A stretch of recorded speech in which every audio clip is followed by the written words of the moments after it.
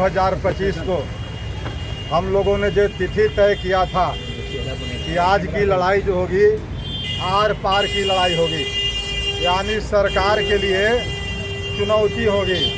उसको हम लोग धमकी देना चाह रहे थे सरकार को कि अगर समय रहते हमारी मांगों को मान सको तो ठीक है, नहीं तो 2-3 महीने के बाद जो चुनाव है उसमें हम लोग सारी ताकत लगा करके जो सरकार है, जो बिल लाया है, जो काला कानून लाया है, उस सरकार को हम लोग अपना चूल हिला दें।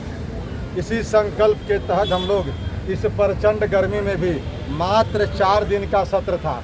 आज लगभग अंतिम सत्र है, कल अंतिम ऐसे है, लेकिन कल लगता है कि एडजॉर्न हो जाएगा। विधानसभा मात्र 4 दिन का बुलाया, 21 से लेकर 25 तक, इसलिए कि संवैधानिक बाध्यता थी। इस सरकार का अंतिम सत्र था। अंतिम सत्र लगभग जो जरूरी बिल होता है वो पास हो गया और ये सरकार अब चुनाव में जाएगी। हम लोग इस कार्यक्रम में विधानसभा के घेराव में जो भी बिहार के कोने कोने से और बिहार की अति पिछड़ा की जितनी सजग जातियां हैं, सब लोग इसमें शिरकत किए। लेकिन इस तरह की एकता, इस तरह का जज्बा आगे भी आपको बनाए रखना है। इसलिए बनाए रखना है कि अभी हमारी लड़ाई की अंगड़ाई है, लड़ाई की समाप्ति नहीं है। लड़ाई की समाप्ति उस दिन होगा जिस दिन हम लोग अति पिछड़ा का बेटा बिहार के कुर्सी पर 1 नंबर पर बैठेगा। उस दिन लड़ाई का समाप्ति होगा। उस दिन लड़ाई की समाप्ति होगा जहां पर हम भीख नहीं मांगेंगे। आज हमारे नेता जिनको आप कहते हैं, वो नेता चाहे किसी भी दल में हो, राष्ट्रीय जनता दल में हो, भाजपा में हो, जनता दल में हो या अन्य छोटे दलों में है, नेता जो है वो उस नेता का चाकरी कर रहा है। जिस नेता को आप नेता मानते हैं, अति पिछड़ा का एमपी भी है, एमएलए है, मंत्री है, एमएलसी है, लेकिन आपका एक भी नेता आपकी मांगों को नेताओं के सामने नहीं रखता है। अगर नेताओं के सामने रखा होता तो जिस दिन 2015 में मुख्यमंत्री कर रहे थे कैबिनेट की मीटिंग, एक काला कानून का प्रस्ताव रखा गया था। उस दिन भी आपके समाज के 4 मंत्री थे। 4 मंत्री में से एक मंत्री भी नहीं कहा कि तेली, चौरसिया और डांगी के आने से इसको नुकसान होगा, इसलिए इसकी समीक्षा कर ली जाए। किसी ने नहीं कहा और आंख बंद करके उन लोगों ने मान लिया और 2015 से आज तक ये काला कानून हम लोग पर लागू है।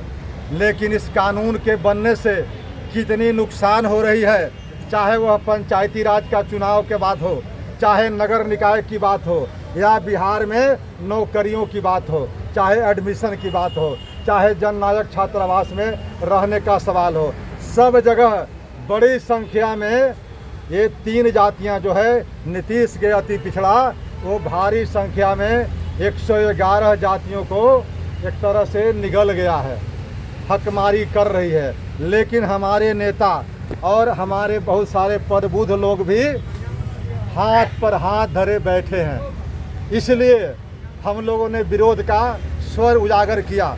विरोध का स्वर उजागर इसलिए किया कि अगर हम लोग नहीं बोलेंगे तो अब कोई बोलने वाला नहीं है। एक तो हम लोग मामला सर्वोच्च न्यायालय में लंबित है, वहाँ भी पिटिशनर हम लोग 3 आदमी हैं, लेकिन अति पिछड़े लोगों के पास वह सर्वोच्च न्यायालय सुप्रीम कोर्ट में केस लड़ने की सलाहियत नहीं है। मतलब हुआ कि आपके पास इकट्ठे पैसे उतने नहीं है कि आप मुकदमा को ईमानदारी से लड़ करके जीत दिला सके। इसलिए एकमात्र चारा था, इसकी भी हमने प्रयास की थी। दिल्ली में हम 3-4 लोगों को लेकर के 7 एमपी हैं, 1-2 एमपी नहीं है, अति पिछड़ा के 7 एमपी थे। 7 एमपी को एक साथ दिल्ली में बैठाने का काम किया था हम लोगों ने, और बैठाने का नहीं, उसको फटकार लगाने का काम किया था कि आप लोग को शर्म नहीं आती है।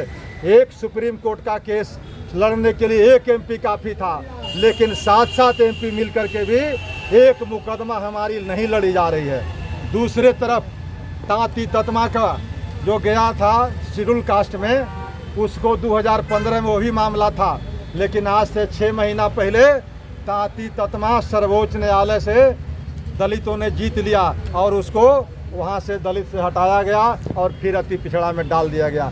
तो यह जो नीतीश कुमार 2015 से कलाकारी करके और तरह तरह के हथकंडा अपना करके सरकार में बने हुए हैं, 20 साल तक यह आदमी सरकार में बना हुआ है। यह तिकड़म करके कहीं न कहीं से उसका वोट नहीं है, वह जाति का अवधिया था, कुर्मी भी नहीं था, उसके शादी ब्याह राजपूत में हुआ था उसकी बहन का। लेकिन नीतीश कुमार सर से लेकर के नीचे नाखून तक तिकड़म लगाते लगाते, बुद्धि लगाते लगाते 20 सालों तक शासन कर रहा है। आगे भी शासन कर सकता था, लेकिन नीतीश कुमार मानसिक रूप से और शारीरिक रूप से अस्वस्थ हो गया। मानसिक रूप से अस्वस्थ होने के कारण आज नीतीश जो है बैकफुट पर है। भारतीय जनता पार्टी भी उसको अब मुख्यमंत्री बनाने के पक्ष में नहीं है। मुख्यमंत्री जी से जब हम सदन का सदस्य थे, हमने कई बार मिला था उनसे और कहा था कि आपने ये काला कानून बना करके 111 जातियों के साथ धोखा दिया है।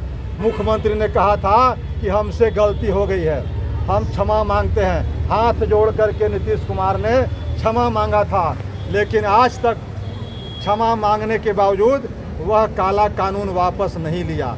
इसलिए भी नहीं लिया कि अब भारतीय जनता पार्टी भी उसके साथ है। जिस समय लाया था उस समय तेजस्वी प्रसाद यादव राजद का समर्थन था, लेकिन आज जो है भारतीय जनता पार्टी का समर्थन है। और आप सभी जानते हैं कि तेली समाज का जो वोट है भाजपा के साथ जुड़ा हुआ है। इसलिए भाजपा चाहती है कि मेरा जो कोर वोटर है उसमें हम